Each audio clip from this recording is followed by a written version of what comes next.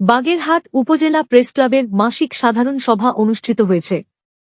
বৃহস্পতিবার ৫ ডিসেম্বর সন্ধ্যায় ক্লাবের রেল রোডস্থ কার্যালয়ে এ সভা অনুষ্ঠিত হয়। বাগেরহাট উপজেলা প্রেস ক্লাবের সভাপতি মাছুম হাওলাদার এর সভাপতিত্বে অনুষ্ঠিত সভায় আগামীতে ক্লাবের উন্নয়নে করণীয় বিভিন্ন দিক তুলে ধরে আলোচনা হয়।